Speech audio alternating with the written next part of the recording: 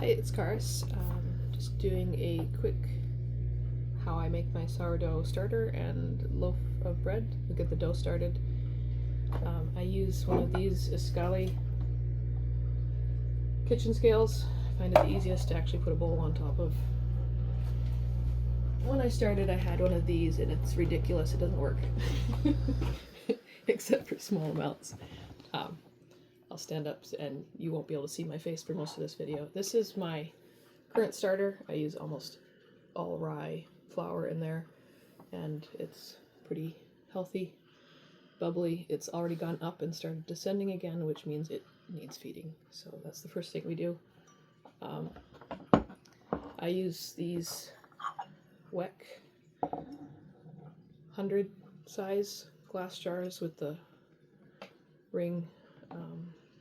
It lets the air, the gases escape, and sometimes they overflow, but it normally doesn't, and they can't pop off easily that way. So. But it also keeps the environment inside pretty clean because it doesn't let the air back in, which is nice. I use a chopstick for most of my mixing, and the other main thing you'll want is a really good spatula, a stiff one that can get inside everything. So I'll stand out now. You won't see my face, but here we go. Just remix the starter.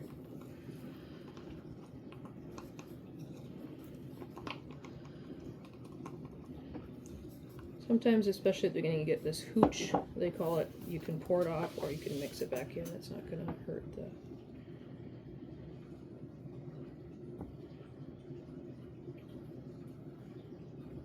hurt your sourdough starter.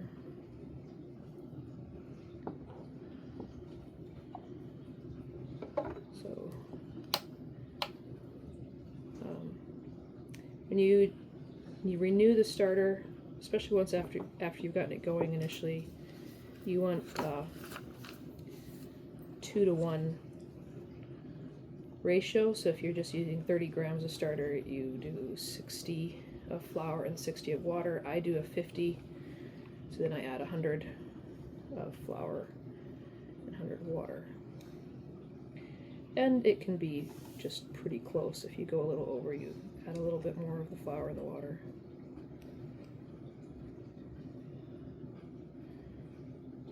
That was exactly 50.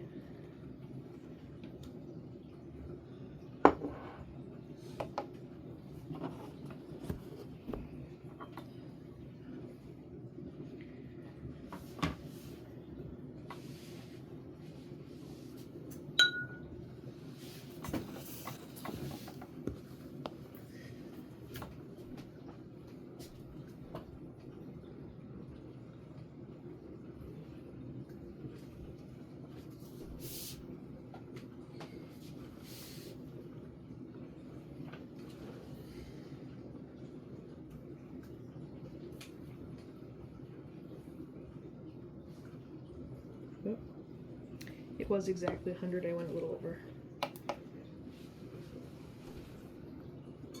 And then we add in 100 water.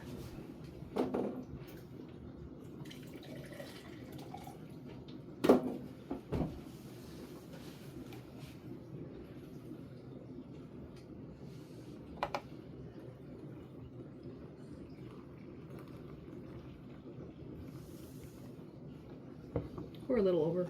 You don't want under, you want more water than flour. But you want it pretty close so it's not too liquidy. And just mix it together well.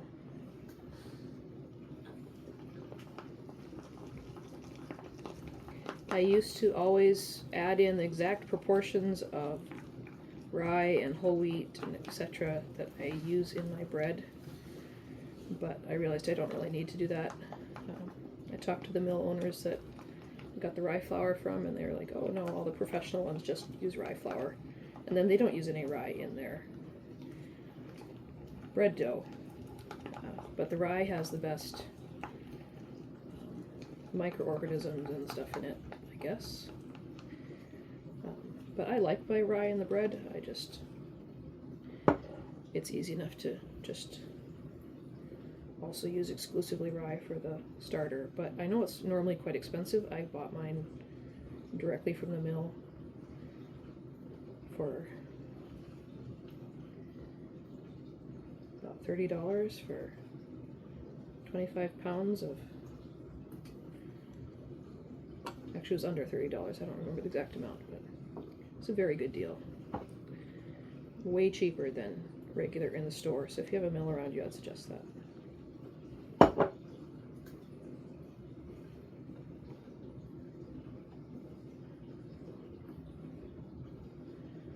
One reason I wipe the sides is to be neat, but also you can see then as it rises and gets bubbly when it goes up and then starts going down again.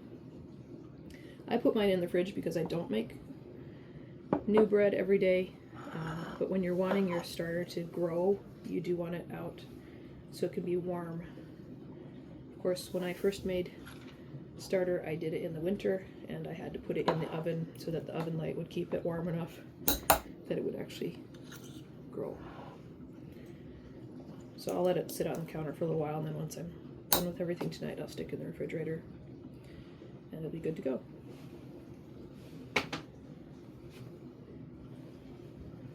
But here's the dough. So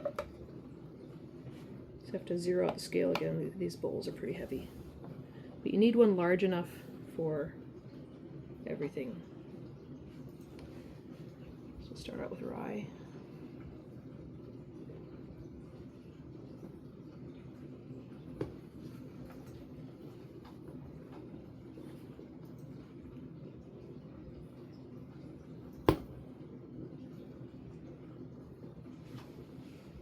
That's about 300 grams of rye.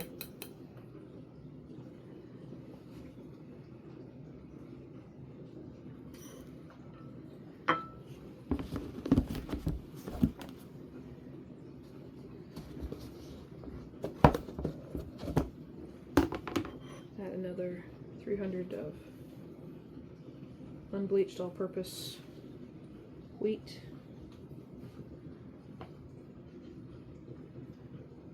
These are approximate, so I don't really worry if it's a little over or a little under. It makes it a lot easier to measure everything because I'm not having to level the scoop, I'm just watching the scale.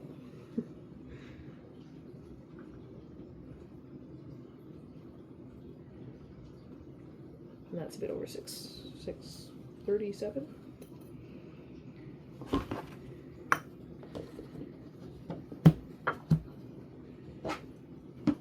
And then I'm also using Atta. I get my Atta, you can get it at Costco or local Asian, Indian, Nepali store. It's spelled A-T-T-A. It's normally a durum wheat flour.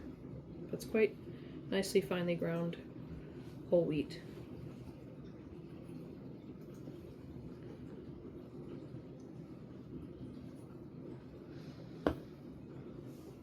And sometimes I use a regular ground whole wheat as well. It's a bit, that tends to be coarser. If I do, then I just do a quarter of Atta and a quarter of whole wheat. But I don't have regular whole wheat right now.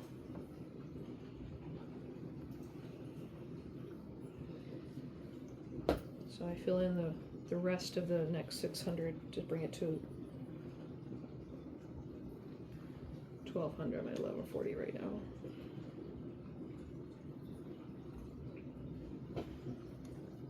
But the whole wheat is always heavier flour.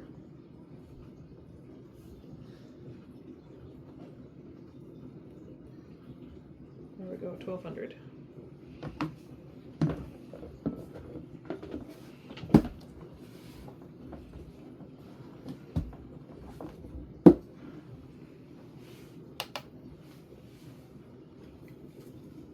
Then I just use regular iodized salt. Some people like to be fancy and use other kinds. I zero out my scale and add in, depends on how salty you want your bread, but salt actually does really help with sourdough. It seems like a lot, but if you don't have enough salt, you'll realize it. I do anywhere from 26 to 28 grams. I'm going to go on 26 today. And then once again, I can pull out my chopstick and mix that in.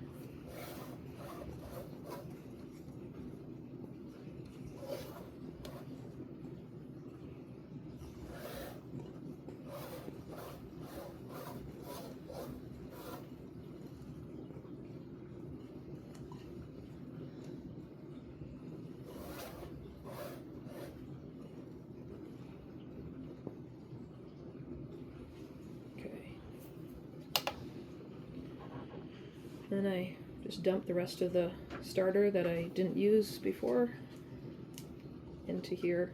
Some people exactly measure it, but I like to use all of it, so that's, I guess, part of my recipe.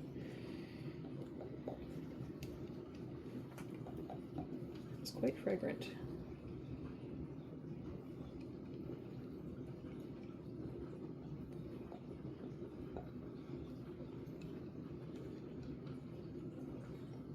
After having made mead, it smells very similar to that new mead alcohol scent.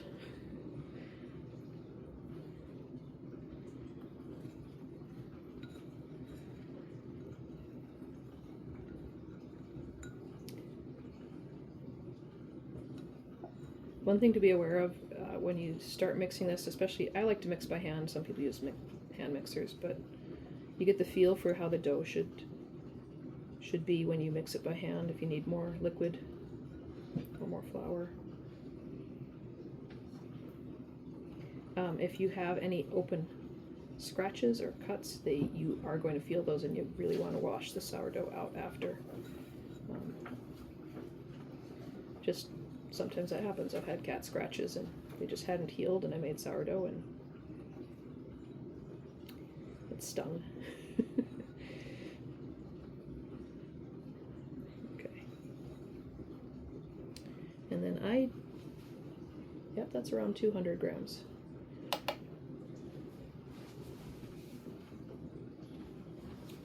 Just fill up. I fill this up twice, which it comes to approximately what I need. But I do still watch the weight. This just helps clean out my glass and helps measure the liquid at the same time. But if you have it below the edge, it's going to come out at a very different water weight. I tend to use cold water, sometimes lukewarm water. You don't want hot water, or that will also inhibit your yeast.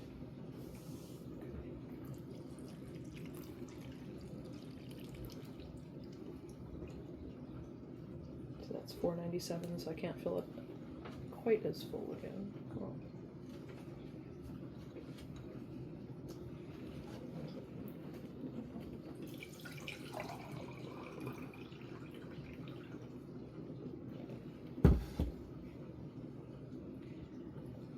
So I don't like it too liquid.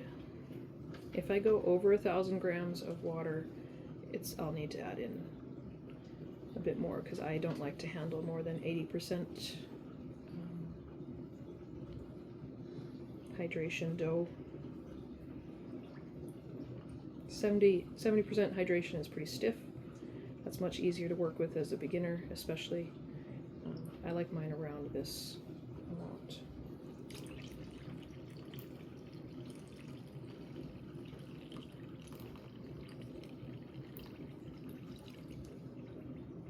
That's 982. I'm just going to stop there, because you do have some moisture in the starter as well.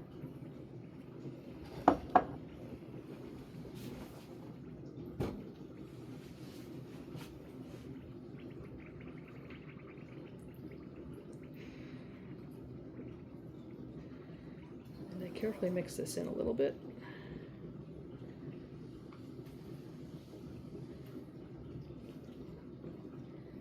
Before we get off the scale. Move the scale out from underneath it, really.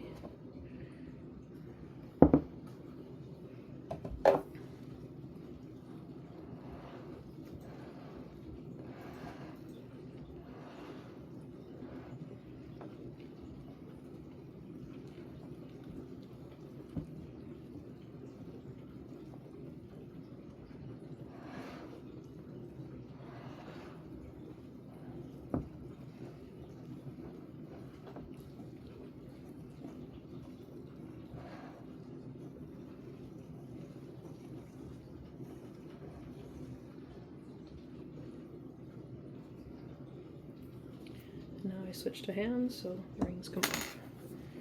I have washed my hands, by the way. I guess that should be a given. But I realized I didn't mention it earlier. Okay.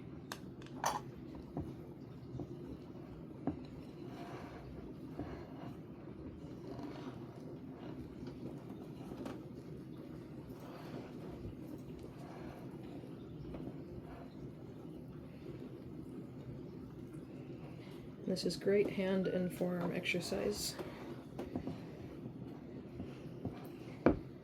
I actually had to do quite a bit of rehab last year to get it to this point where I could mix. If the forearm muscle starts screaming, take a rest before you start again.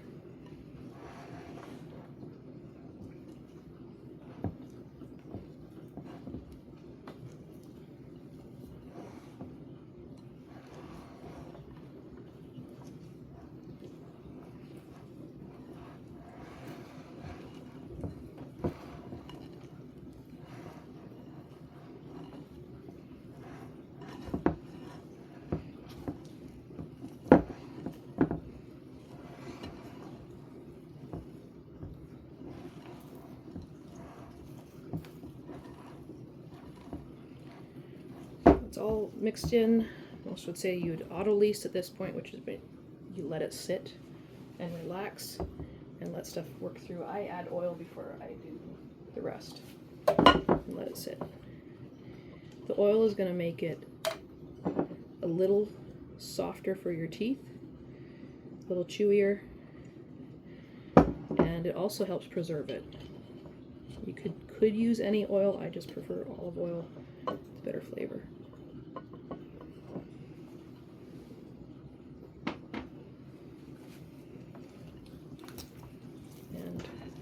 It in again. Fold and squeeze.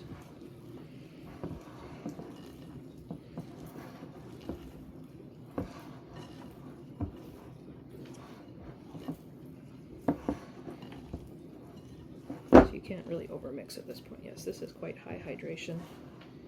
Nice and sticky.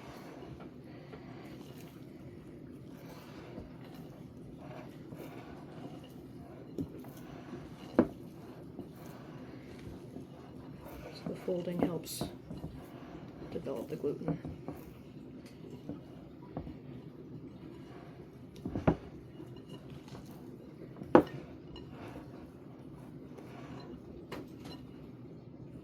Okay, then basically clean the hands off and keep going.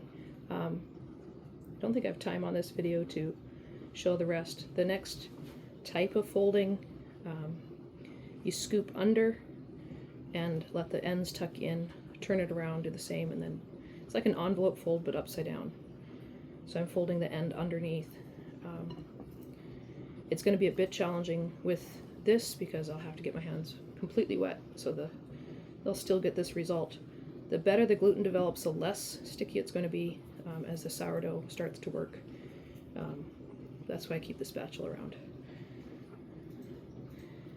to clean everything off again. But basically at this point, I clean my bowl as much as possible, get a tea towel soaking wet, and keep it over, because you do want your dough to retain the moisture and not develop too much of a skin. It's not the end of the world if it does. You just might have harder spots in your bread at the end of the day, because it doesn't always rehydrate if you get some completely dried out bits of dough. So there you go. Sourdough starting.